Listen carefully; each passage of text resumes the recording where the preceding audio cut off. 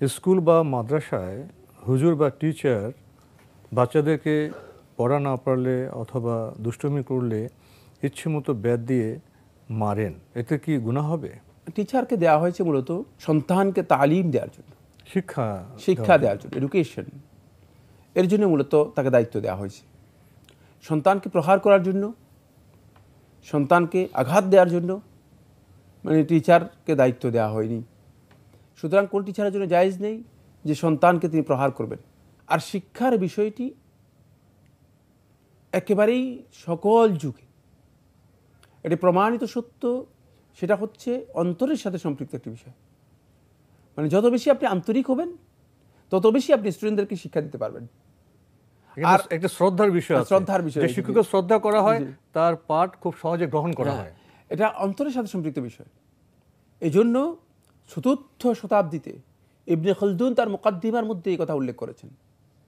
বলেছেন যে শিশুদেরকে শিক্ষা যদি দিতে চাও তাহলে তাদের সাথে কাঠিন্যতা, কঠোর ব্যবহার এটা পরিহার করবে। প্রথমে কঠোর ব্যবহার পরিহার করবে, মানে কঠোর ব্যবহার করে তাদেরকে শিক্ষা দিতে পারবে না।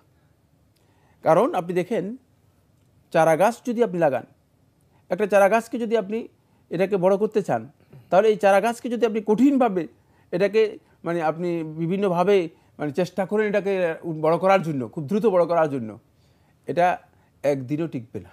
তাকে যত্ন করতে হবে, লালন পালন করতে হবে, অত্যন্ত নরমভাবে যত্ন করতে হবে, কারণ যে কোনো মুহূর্তে ভেঙে যেতে পারে। মানে প্রখর সূর্যে এক ধরনের ব্যবস্থা নিতে হবে, বেশি বর্ষণ হলে আরেক ধরনের তার জন্য ব্যবস্থা নিতে হবে। এর ব্যবস্থাপনা সম্পূর্ণ ভিন্ন। তাই দুর্ভাগ্যের বিষয় হচ্ছে আমাদের সমাজের বাস্তবতা। শিক্ষক ক্লাসে ঢুকেন, সাথে একটা লাঠি নিয়ে ঢুকেন। মনে হয় যেন তিনি হয়তো গরু অথবা ছাগল চড়ানোর জন্য আসছেন।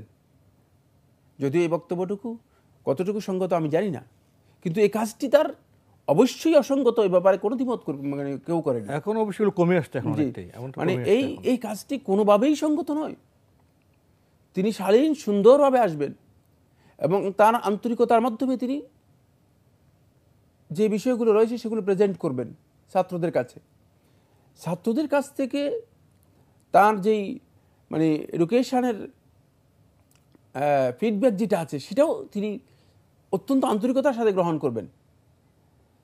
হতে পারে কোথাও কোথাও দুষ্ট ছাত্র থাকতে পারে, তাহলে তাকে মানে সেই ক্ষেত্রে লঘু শাস্তি না, আরো বেশি যত্ন নিতে হবে, অনেক বেশি যত্ন নিতে পারেন, লঘু শাস্তি দিতে পারেন, একটু তিরস্কার করতে পারেন।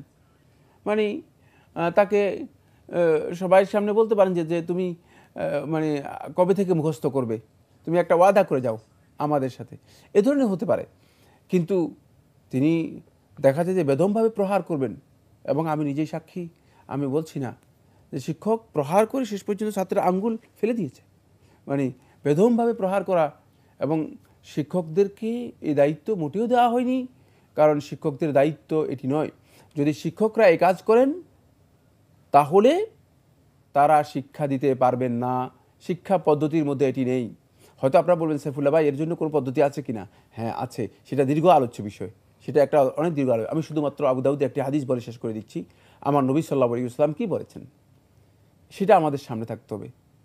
আনা লাকুম মিসলুল ওয়ালিদ ওয়া আল্লিমুকুম দীনাকুম। নবী সাল্লাল্লাহু আলাইহি ওয়াসাল্লাম ইরশাদ করেন, আমি তোমাদের জন্য তোমাদের পিতার মতো। মিসলুল ওয়ালিদ, আপনি শিক্ষক, তো আপনি নিজেকে নিজের সন্তানের মানে ভূমিকায় নিয়ে আসেন আপনার ছাত্রকে, যে আমার এই সন্তানকে আমি কি আসলে কিভাবে আঘাত করতে পারবি, এই আঘাত করাটা তার জন্য কতটুকু উপযুক্ত হতে পারে। আনা লাকুম মিসলুল ওয়ালিদ ওয়া আল্লিমুকুম দীনাকুম, আমি তোমাদেরকে তোমাদের দ্বীন শিক্ষা দেই। সুতরাং যদি এই স্টেজে আপনি নিজেকে নিয়ে আসতে পারেন তাহলে আপনি প্রকৃত শিক্ষক হবেন। এই কারণেই তো মুহাম্মদ রাসূলুল্লাহ সাল্লাল্লাহু আলাইহি ওয়াসাল্লাম তার মিশনের মধ্যে সবচেয়ে শ্রেষ্ঠ দায়িত্ব তিনি যেটা গ্রহণ করেছেন সেটা হচ্ছে ইন্নামা বুইসতু মুআল্লিমান, আমি শিক্ষক হিসেবে প্রেরিত হয়েছি, আমি শিক্ষক হিসেবে প্রেরিত হয়েছি।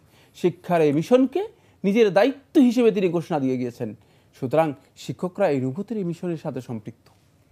তাই এটাকে অবজ্ঞা অবহেলা করার বিষয় নয়, এটাকে আপনারা মানে যেন তেনভাবে ব্যবহার না করে এটা এই সম্পর্কে জানার জন্য চেষ্টা করুন।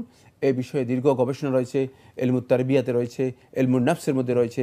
আপনারা চেষ্টা করুন এই বিষয়গুলো জানার জন্য।